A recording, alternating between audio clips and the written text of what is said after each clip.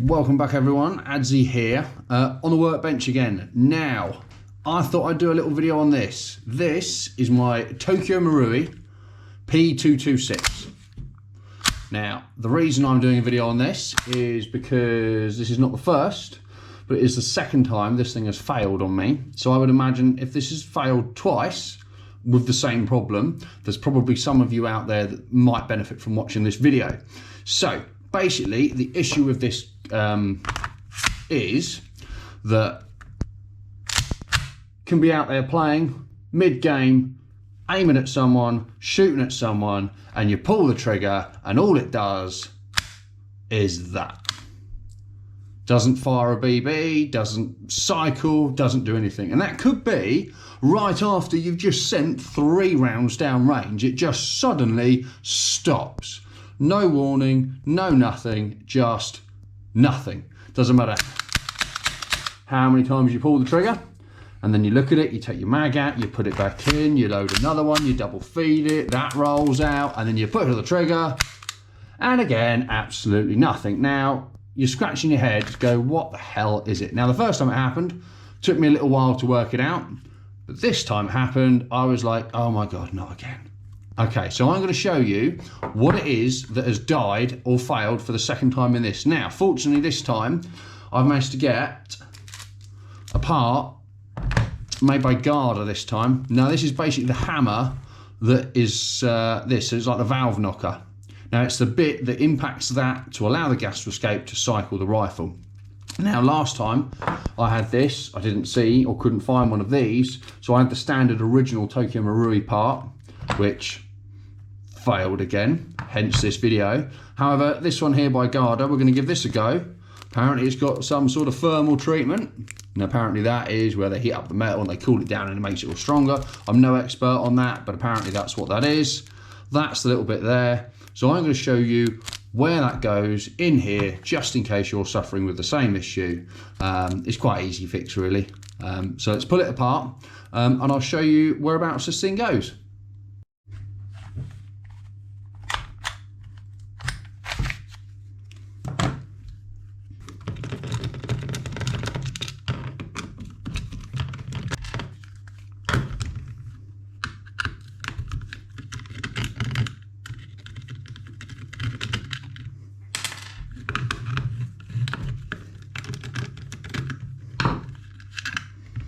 Right, so that is 4 screws off the side of the grip, and then we should be able to open that up.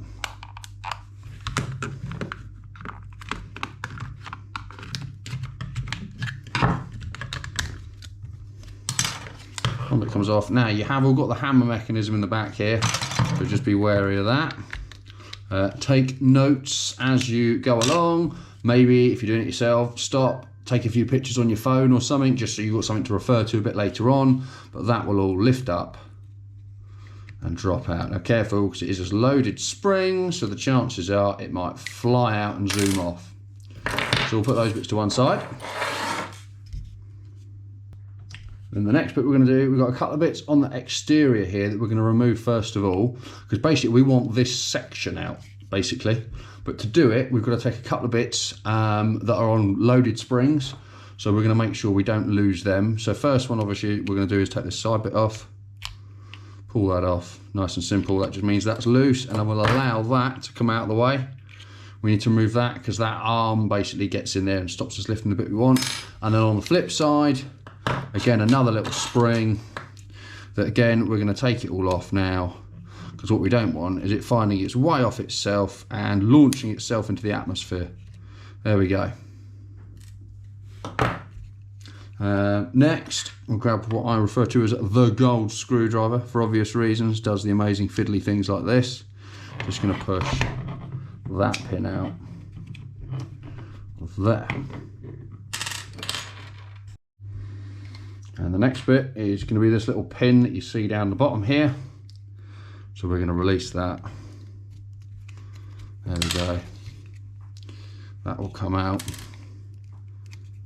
And then from that point forward, gently does it, don't go pulling it out too quick. Because of course it does get attached sometimes to these little arms and you don't want to bend or damage those. So there we are. Now, from this point, we should be able to see that the broken bit in this whole system is that there. That is missing the bit that pops forward and pushes the back of the mag. So the next bit is going to be to open this. Again, might be worth, if you want to take a few photos on your phone or something of this and where all the bits go, just so when you reassemble it, you've got kind of a note of where you took everything from. Now I'm going to take the little spring off on this side first, because again, springs, if you take them off, it's easy. If they find their own way off, they're going to go into outer space and you'll never find the damn thing again. So there we go. And then we've got a couple of screws that we're going to undo on this side.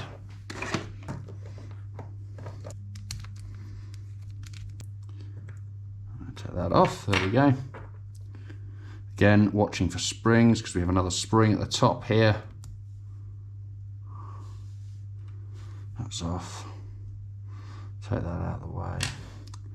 And then when we get this out of the way,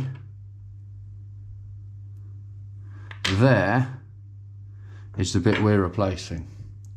So you can see all across the front here, that's where it's snapped. Obviously the standard original parts are just a little bit on the weak side. With a bit of use, get a few hundred or maybe a few thousand shots through it, and then that's it, it dies. So here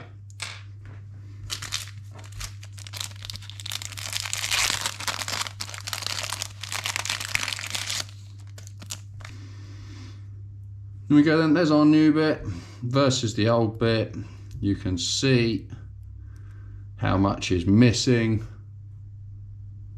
So there you go. So literally we're going to do everything we did, but in reverse. And then we should be able to get it to work again. So this first little spring, as you get it on here, you're going to want to get that on the top there.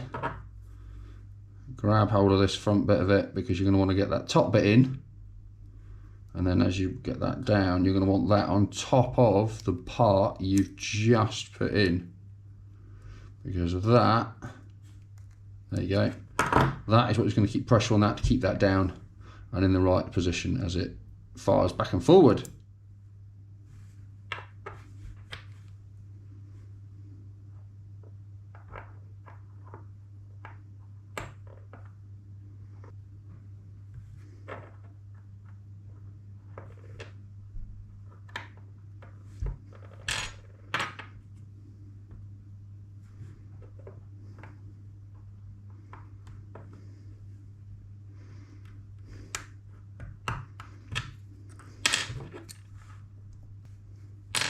There you go, so that should all be like that.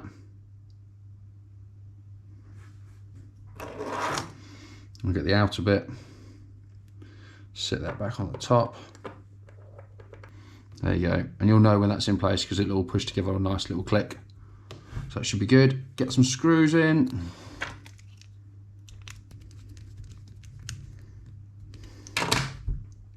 That's all back together, and then remember on this flip side, we had the little spring.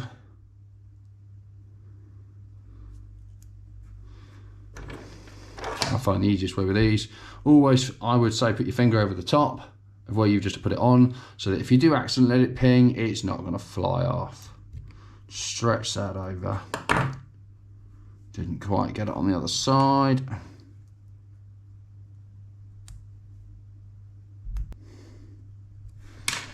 So that's all on there. This little bit, spring underneath it, that sits on the side there.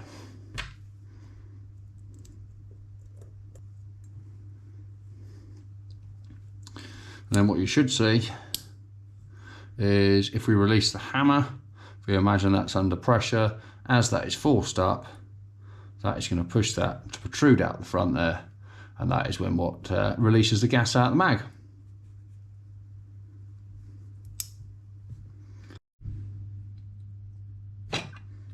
Right, now to put this back in the frame of the pistol.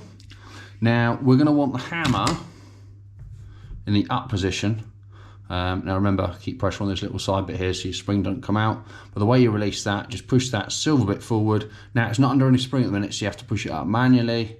But let that sit up there just for the moment so it's out of the way. So that when you get hold of this, and you put this in here, now I'm going to try and support that little arm. This little arm here we're on about. And that should hopefully drop in quite comfortably. There you go, that's in. Nice clip, and you can see it's all nice and flush all along here. There you go. That's fine. So now we're going to get the pins back in.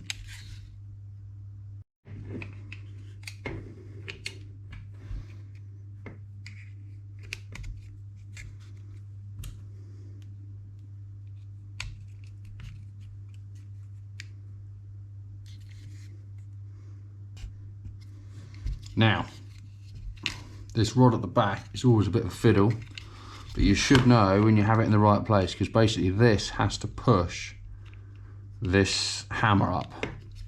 So you should be able to feel it, put pressure on it and feel it. That's how you know you've got it in the right place.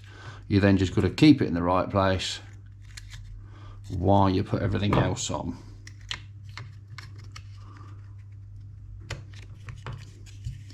And the way you'll know you've done it is if it clicks. So if you've got it doing that, you know you've done that bit correctly.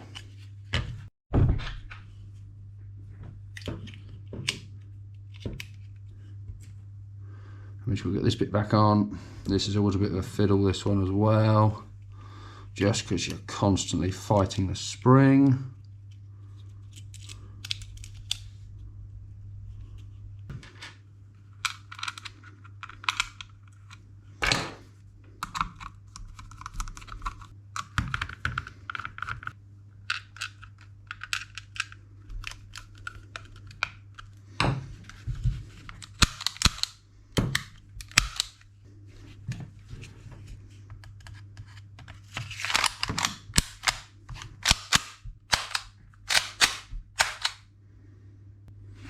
Then with a little bit of luck, now that we've replaced that broken bit there, what we should find is put that in, a little bit of that, and we should find